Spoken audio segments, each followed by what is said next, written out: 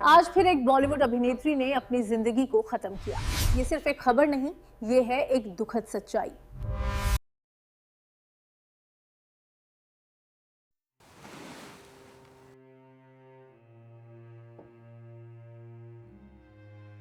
Madam madam please बताइए, आखिरी बार आपकी अपनी लड़की से बात कब हुई थी?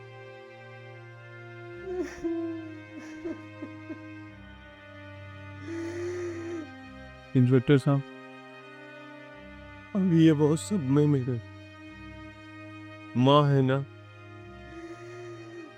आप प्लीज हमसे पूछ सकते हैं। अच्छा तो आप बताइए, आखिरी बार आपकी अपनी लड़की से बात कब हुई थी? परसों रात फोन आया था। अच्छा तो क्या आपकी बेटी आपको रोज फोन करती थी? रोज तो नहीं इंस्पेक्टर साहब, लेकिन हफ्ते में एक दो बार बात तो ये करती थी। हम लोग भी उससे बराबर बात करते रहते थे। उसने ऐसा क्यों किया समझ में नहीं आ रहा। क्या कभी आपको अपनी बच्ची से बात करते हुए कुछ ऐसा लगा कि वो दुखी हो या कुछ परेशान हो, या फिर कुछ ऐसा महसूस किया कि वो कुछ आपसे कहना चाहती हो लेकिन बोल नहीं पा रही हो? ऐसा तो कभी नहीं लगा इंस्पेक्टर साहब, वो कभी दुखी नहीं लगी। वो अपनी हर बात हम लोगों से शेयर करती थी। हम लोग भी उससे बराबर बात करते रहते थे। उसने सुसाइड करेगी ये विश्वास ही नहीं हो रहा है।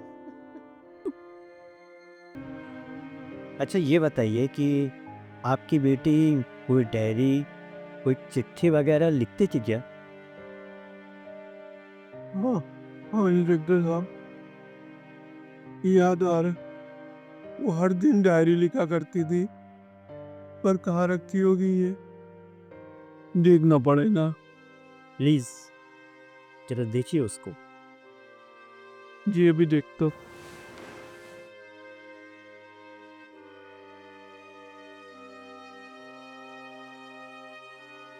ये है इंस्पेक्टर साहब, ये है डायरी इसकी।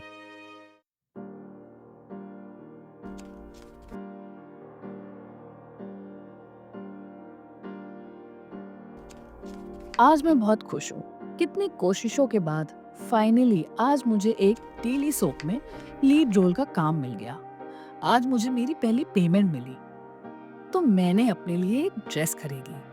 अपने कमाए पैसों से मैंने पहली बार अपने माँ बाप को गाड़ी खरीद कर दी। मैंने अपने पापा से वादा किया था कि अगर मैं मुंबई में अपनी जगह नहीं बना पाई तो आप लोगों के पास आ जाऊंगी। लेकिन खुश हूँ कि मुझे घर वापस नहीं जाना पड़ा। आज मेरे बॉयफ्रेंड दोस्त से मेरा झगड़ा हो गया। उसने मुझ पे हाथ उठाया और मैं बहुत रोई। वहां से भी कोई बात नहीं हो पा रही है। बहुत दुखी हूँ मैं, बहुत ही परेशान हूँ मैं।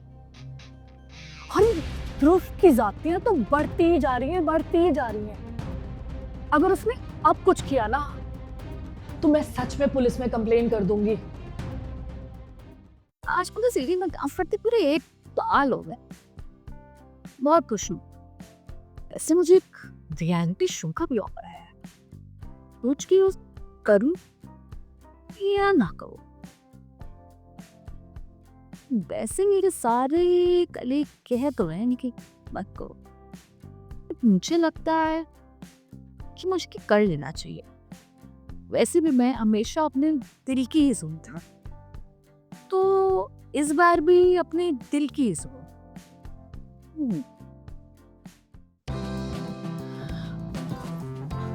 आज मैं बड़ी खुश हूँ।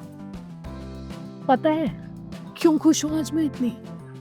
क्योंकि आज मैं अपने बॉयफ्रेंड के साथ डेट पे गई थी। हम पहले एक लॉन्ग ड्राइव पे गए, फिर हमने एक रेस्टोरेंट में खाना खाया और हमने बहुत सारी मस्ती करी। बहुत मजा आया मुझे।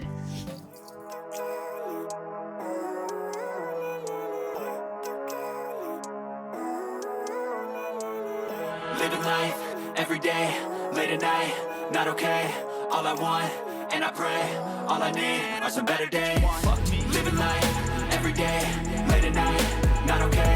All I want, and I pray, all I need are some better days. Yeah, all I need are some better days. Cause all I want, and I pray, I believe in the better days. Living life, every day, late at night, not okay. All I want, and I pray, all I need are some better days. Yeah, all I need are some better days. Cause all I want, and I pray, I believe in the better days. आज से ठीक 1 साल पहले अभिनव ने मुझे propose किया था।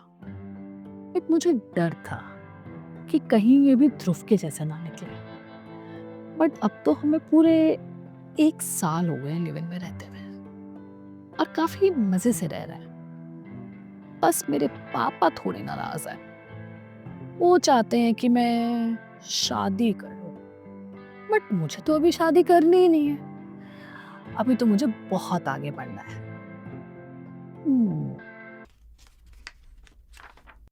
अभी मेरे पास कोई काम नहीं है। डायरेक्टर्स के चक्कर काट रही हूँ। वो मुझे छोटे मोटे रोल पकड़ा देते हैं, बट मुझे कोई दमदार रोल करना है। मुझे बहुत सारे पैसे कमाने हैं, बहुत सारे, क्योंकि मुझे पैसे घर भी भेजने होते हैं।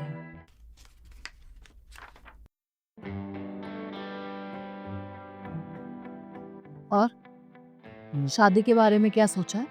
साली, हाँ, शादी।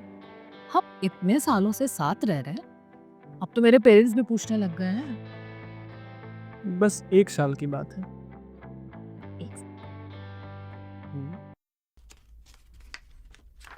अभिनव, आज मैंने डिस्को में तुम्हें किसी लड़की के साथ देखा। कौन थी वो? क्या बकवास कर रही हो? मैं बकवास कर रही हूँ?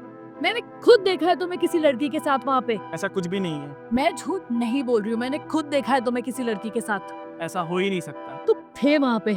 You are wrong. Happy birthday to me, happy birthday to me, happy birthday। आज बर्थडे पे बिल्कुल अकेली हूँ।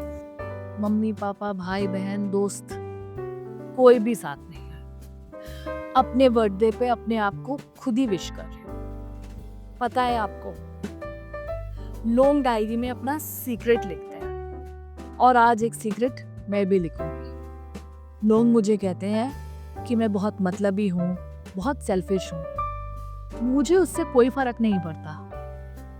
अब ये मुंबई शहर ही ऐसा है कि मैं यहाँ आके ऐसी हो गई हूँ। बचपन से ऐसी बिल्कुल नहीं थी। वो कहते हैं ना, जैसा देश वैसा भेस। बस।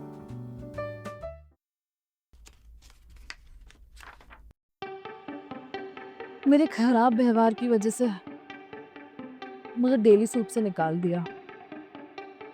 सोच रही हूँ कुछ दिनों के लिए माँ बाप के पास चली जाऊं,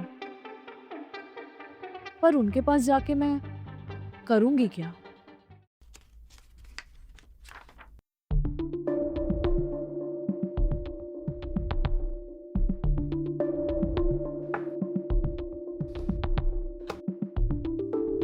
और मुझे नेगेटिव रोल का ऑफर आया।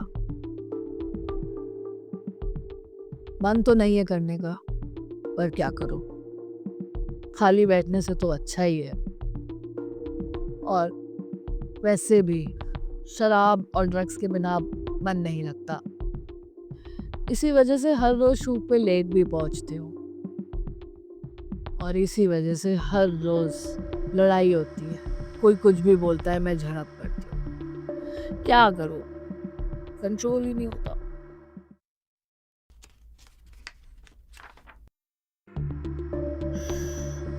मुझे पता चला कि अभिनव ने अपने पुरानी गर्लफ्रेंड से शादी कर ली है।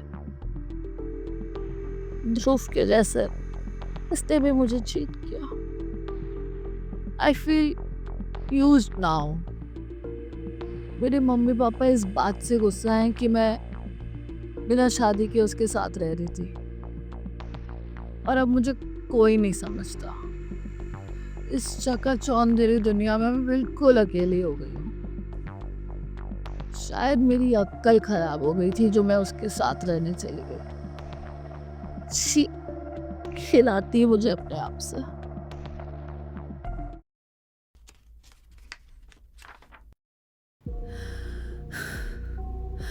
मैं माँ बनने वाली हूँ। 2 महीने का गर्भ है मेरी पेट में। कितनी बार ये बात मैंने अभिनव को बताई, लेकिन वो कहता है बच्चा अबॉर्ट करा दो। उसने मुझे धोखा दिया। कहता है कि उसे क्या पता मेरे पेट में किसका बच्चा है। मैं बिल्कुल यूजलेस हो गई हूँ। माँ बाप, मुझे माफ कर देना, लेकिन अब मैं जीना नहीं चाहती। यहाँ सब ने मुझे धोखा दिया। मेरी मौत का जिम्मेदार कोई नहीं है। जब आप ये डायरी पढ़ रहे होंगे तब मैं आप लोगों से बहुत दूर जा चुकी होंगी। माँ पापा, प्लीज मुझे माफ कर देना। आपकी प्यारी बिटिया Shanaya. I got nightmares in my head, I fear that the thoughts build up until I can't hear, that my mind fills up into a creature.